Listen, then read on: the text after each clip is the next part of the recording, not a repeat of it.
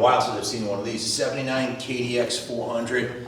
Bike's 45 years old. We just went through it top to bottom, front to back, and she's a looker. Ripping up the driveway.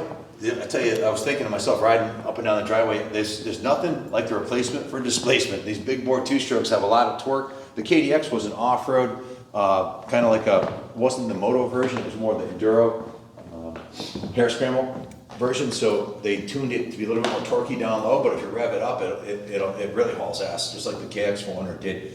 Now, the 7980 was the last years of the twin shock. In most major manufacturers, their first year of the ProLink or single shock rear suspension, Unitrack, in the case of the Kawasaki, they suck. The first year liquid cool twin shocks, first year liquid cool single shocks kind of suck in the vintage world. Most people kind of steer away from them because they had issues, but the last year of the twin shock air cools were always fantastic motorcycles because they had been developing these for over 20 years. The thick aluminum swing arm, the long travel forward axle forks were nice and plush, the shocks were good, the steering geometry was figured out, and the engines were bulletproof, the big air-cooled air hammers. So the 400 was a kind of a sweet spot, not as rowdy as a 500, but almost double or 50% more power than a 250. So really, really awesome machine. This one's been gone through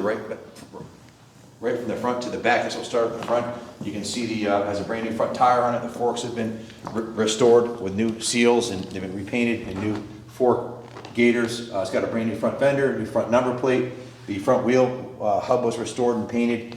Brakes were redone. The handlebars are new. The clutch lever and brake lever are new. The grips are new. The crossbar pad is new. All the cables are new. The clutch cable, throttle cable, and front brake cable are new. Has a new Whirlpool throttle, new Kawasaki crossbar pad. The fuel tank, unfortunately, these plastic tanks fade really badly over the years. There's no way to restore them. Trust me, we tried.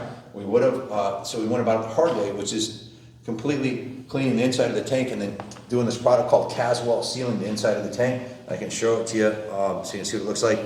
It's been professionally sealed. It's like a dark gray. Pervious to fuel, and the reason you have to do that is because when you paint the exterior, if you want to show them the inside of this, when you paint the exterior, unfortunately, if you don't do that, the outside of the tank will bubble, the paint will bubble. So this is professionally painted, automotive quality, base coat, clear coat paint job, plus the Caswell, a lot of money in materials, new tank graphics, new side number plates with new graphics, new rear fender, new seat and new foam. The shocks were dismantled and completely restored, repainted. The swing arm was clean and polished a bit. Rear brakes are redone. Brand new rear tire, brand new chains and sprockets, brand new tire and tube and rim strip. Coming around this side, you can see it has new rollers on the chain, a new gold chain, a new rear sprocket, and all the original cycle parts were vapor blasted or sandblasted and painted. It has original kickstand, original foot pegs in good condition. Engine cases, head, and cylinder have all been repainted. The engine was rebuilt by the previous owner. The compression was 150 PSI, which is perfect. Piston and rings look great through the intake and exhaust, and it runs beautiful, so we didn't redo the top end, didn't need it. Frame rails were painted, and that's about it. That's about all it needed. Write up everything in the eBay ad for it. It's going to be sold at auction. The sum total of labor was just over 40 hours of shop labor, plus parts, so that the restoration work order came to $6,800. So we can't give it away, but they're super, super rare. You know the numbers on these big bore two-strokes are just going up and up, but it'll be reasonably priced, and it's an ultra rare survivor. Most of these being enduro bikes would get a lot of miles. It wasn't uncommon for the 2-hour hair scrambles series that the guys race these in, they would get destroyed. So to find one in original condition, this is original exhaust on this thing too, which is pretty remarkable. It's in excellent condition. There's not a single dent on the bottom or the front right here. The pipes are in beautiful condition, and the frame rails are pristine. There's not a single. Show them we're in these frame rails here. So cases look really nice.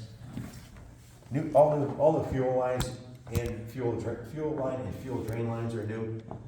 Air box has been redone with a new air filter, so it's been totally sorted out and it runs great. If you're looking for a KDX400, you can press to find one this nice, this sort that looks at place in the museum here. We'll be on the second floor with all the classic bikes. If you want to come check it out, we'll write up everything on the work order. If you have any questions about it, give us a call. We take trades, we can ship anywhere in the country, and we offer financing in-house too. So whatever you need to make it possible for you, we'll make it happen. Thanks for watching, and God bless America.